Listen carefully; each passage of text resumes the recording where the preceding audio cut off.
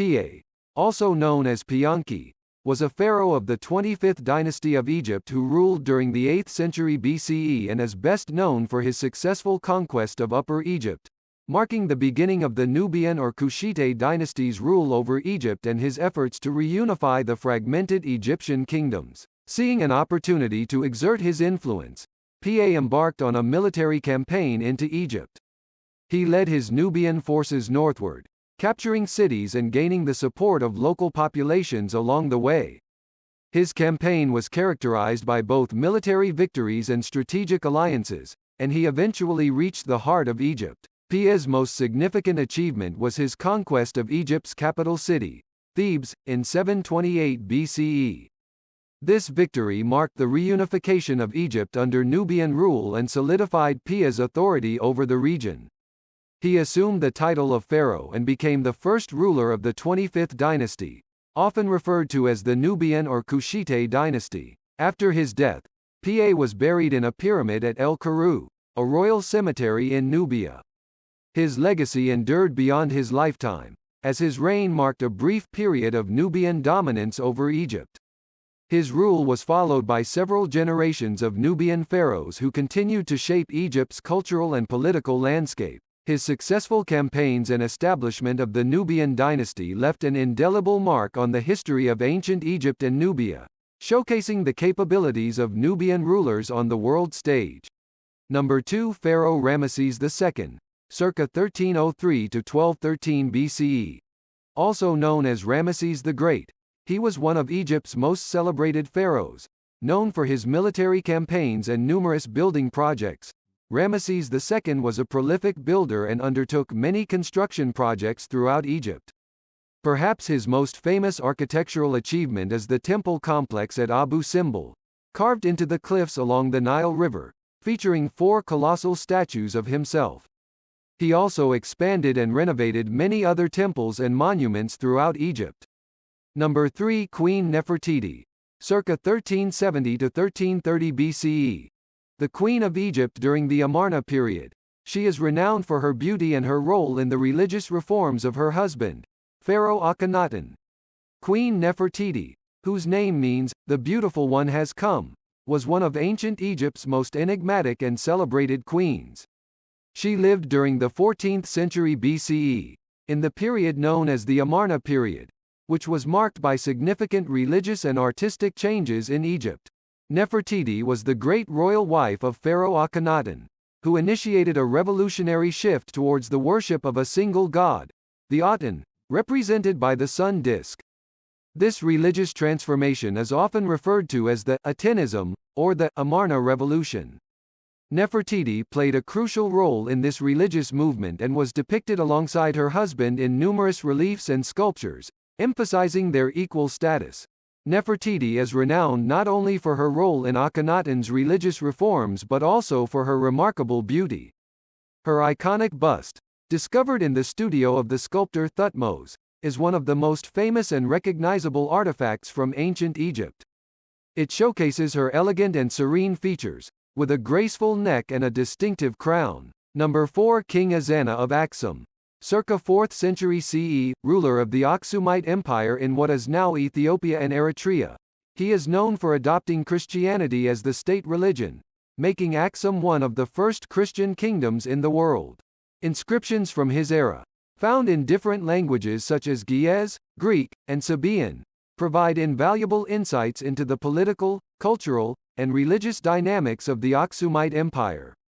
These inscriptions not only document his conversion but also highlight his other accomplishments, including military campaigns that expanded the empire's influence into neighboring regions. King Azana's territorial expansions into parts of modern-day Sudan and Arabia demonstrated his military prowess and the reach of the Aksumite Empire. His conquests extended Aksum's trade networks and secured its position as a regional power in the Red Sea area. Furthermore, Azana's reign marked the beginning of coinage in the Aksumite kingdom, with coins featuring Christian symbols like the cross. These coins not only served as a medium of exchange but also reflected the king's commitment to his newfound faith.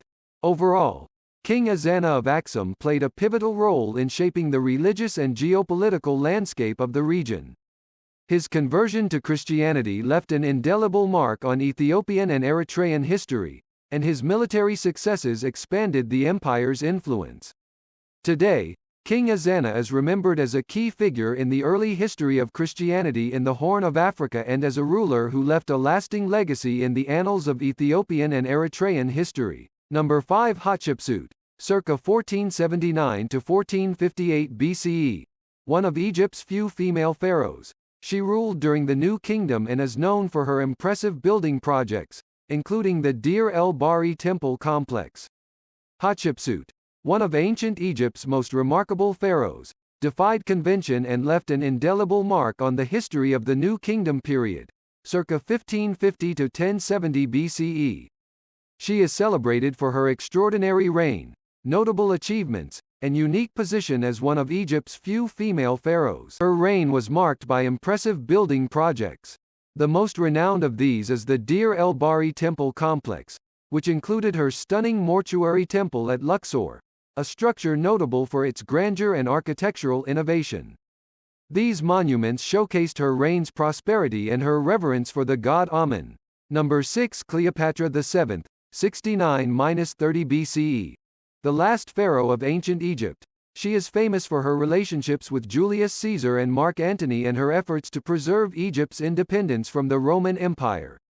Cleopatra VII, the last pharaoh of ancient Egypt, is a historical figure whose life and reign continue to captivate the imagination.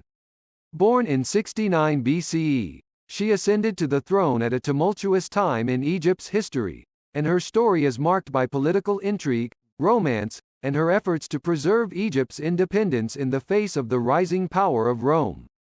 These qualities played a crucial role in her relationships with two of Rome's most powerful leaders, Julius Caesar and Mark Antony. Her liaison with Caesar produced a son, Caesarion, and her subsequent relationship with Mark Antony solidified her position in the Roman political landscape. Her involvement with these Roman leaders was not only romantic but also strategic. Cleopatra used these alliances to secure military and financial support. Cleopatra's political and military endeavors included her participation in the Roman civil wars of the late Republic, where she aligned herself first with Julius Caesar and later with Mark Antony. These alliances led to her involvement in the famous Battle of Actium in 31 BCE, where her fleet faced off against the forces of Octavian, later known as Augustus, the future emperor of Rome. The defeat at Actium marked the decline of her power and led to her and Mark Antony's ultimate downfall. Rather than face capture by Octavian, Cleopatra and Mark Antony took their own lives in 30 BCE. Cleopatra's death marked the end of the Ptolemaic dynasty and the beginning of Roman rule over Egypt. Number 7. Pharaoh Armor, circa 31st century BCE. Often considered the unifier of Upper and Lower Egypt, Narmer is one of the earliest known pharaohs and a symbol of the early dynastic period. Pharaoh Armor, often considered one of the earliest rulers of ancient Egypt, holds a special place in the history of the Nile Valley civilization. He is attributed with a significant achievement: the unification of Upper and Lower Egypt, marking the beginning of the First Dynasty and the early dynastic period, circa 31st century BCE. Narmer's unification of Upper and Lower Egypt is symbolized in a famous artifact known as the Narmer palette. This intricately carved slate palette depicts Narmer wearing the white crown of Upper Egypt and subduing an enemy while wearing the red crown of Lower Egypt. The image is a powerful representation of his authority and the union of the two regions. The unification of Upper and Lower Egypt under Narmer's rule was a pivotal moment in the country's history. It brought together the cultures and resources of both regions, leading to the emergence of a centralized Egyptian state. This event laid the foundation for the long and enduring history of pharaonic Egypt. Number 8. Queen Amanirenas, circa 40 to 10 BCE, a Kandaki, queen of the Kingdom of Kush, Nubia. She is famous for leading military campaigns against the Roman Empire. Queen Amanirenas, also known as Amanirenas II, was a remarkable and fearless ruler of the Kingdom of Kush, which existed in ancient Nubia, in what is now modern-day Sudan. She reigned during the 1st century BCE and is remembered as one of the most iconic warrior queens in history. Her reign and legacy are a testament to her strength, resilience, and unwavering commitment to defending her kingdom against Roman invaders.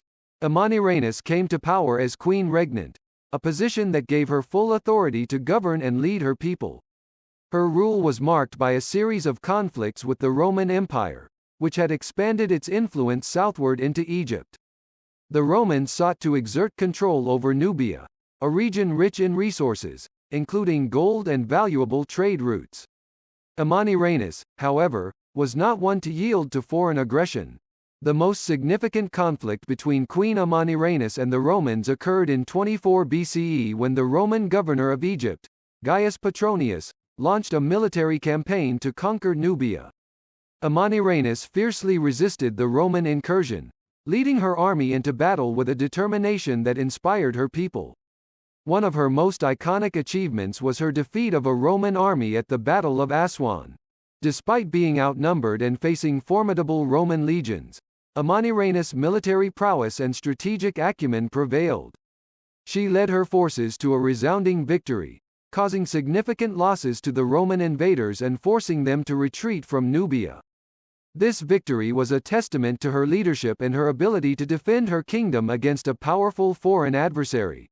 Amanirenas' reign was not solely defined by her military achievements. She was also a shrewd diplomat who negotiated peace treaties with Rome after their failed invasion attempts. These treaties ensured the autonomy and sovereignty of the Kingdom of Kush, securing its independence from Roman domination. Furthermore, Amanirenas played a crucial role in promoting the indigenous culture and religion of Nubia. She upheld the worship of traditional Nubian deities and preserved the cultural identity of her people. Her reign saw the construction of several temples dedicated to the Nubian gods, leaving a lasting mark on the region's history.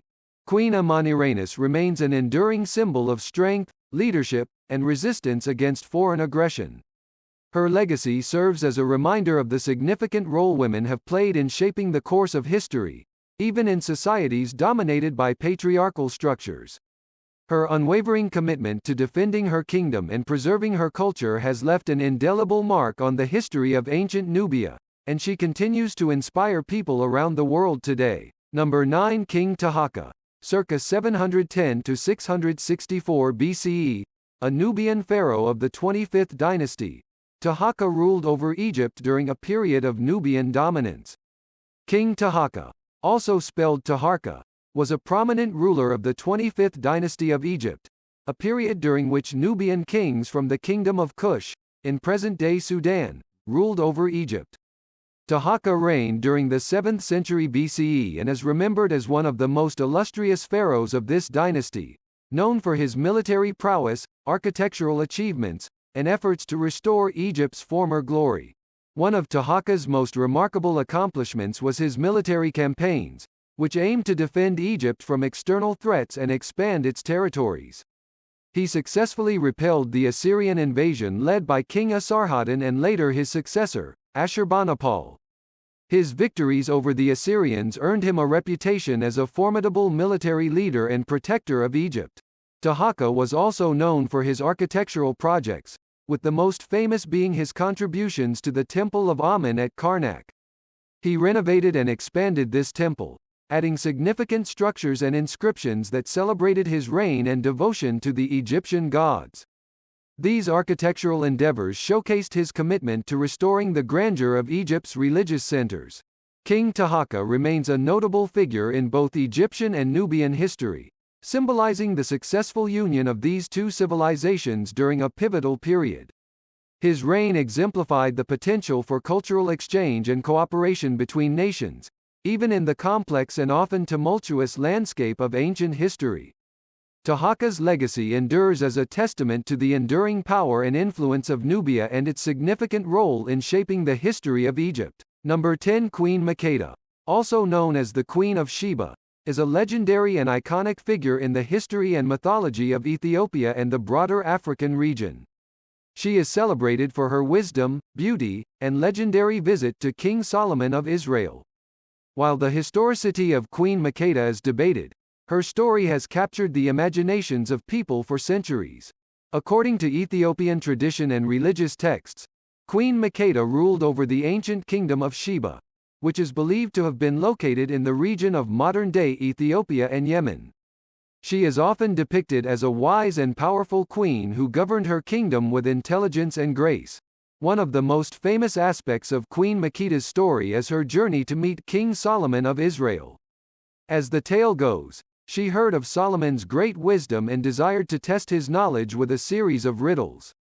Upon arriving in Jerusalem, Queen Makeda engaged in intellectual exchanges with Solomon, and their meeting is said to have led to a profound connection between the two rulers. The legend further tells of a romantic relationship between Queen Makeda and King Solomon, resulting in the birth of a son. Menelik I Menelik is said to have eventually become the first emperor of Ethiopia, establishing the Solomonic dynasty, which claimed lineage from King Solomon and the Queen of Sheba. The story of Queen Makeda and King Solomon is deeply ingrained in Ethiopian culture and history. It has played a significant role in shaping the Ethiopian Orthodox Tewahedo Church, as well as the country's sense of identity and spirituality. The Ark of the Covenant, which is believed by some Ethiopians to be kept in the Church of Saint Mary of Zion in Aksum, is intricately connected to this legendary tale.